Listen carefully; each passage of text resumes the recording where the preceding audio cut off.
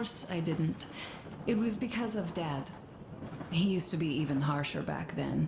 Used to come home from the barracks and reach for the bottle while taking off his boots.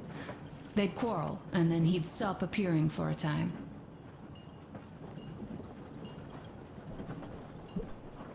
And while he was away, she'd start drinking too, and crying when she was sober. She'd feel better, would get kind of dreamy when drunk.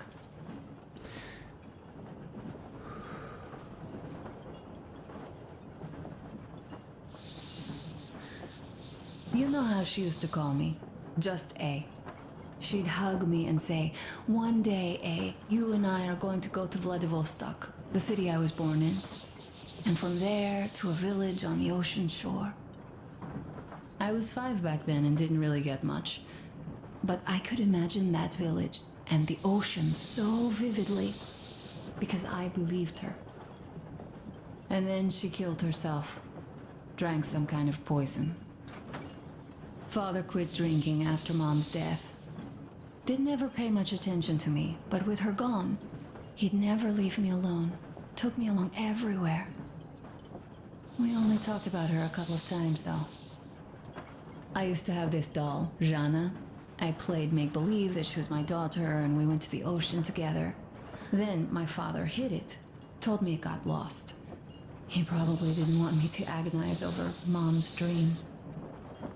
Then I imagine she grew up and went to Vladivostok.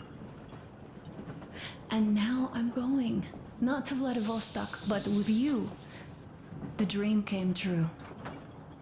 By the way, I was always intrigued by what Dad dreams about. He should have some dreams, so what are they? Higher rank? He could choose any. Saving people? What would the saved do next? Sit underground? I never understood him. What does he hope for in life? What makes him happy? Nothing, perhaps. He never really had any time to think about tomorrow.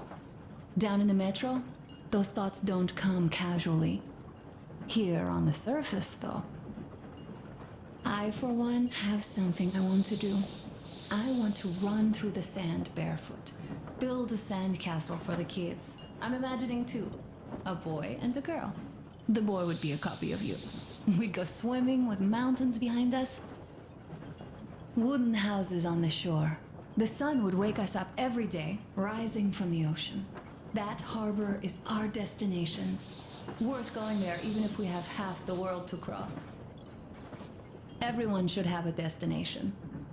A point on the map where they aspire to go, and where one could finally be happy. All our guys have their own. Damir, another. We broke out of the metro and are now starting to scatter. Not at once, of course. At first, we're all still running together, searching. But eventually, each of us will find a point like this and stay there. I don't know where my dad's destination is. Don't know where yours is either. But I know I love you a whole lot.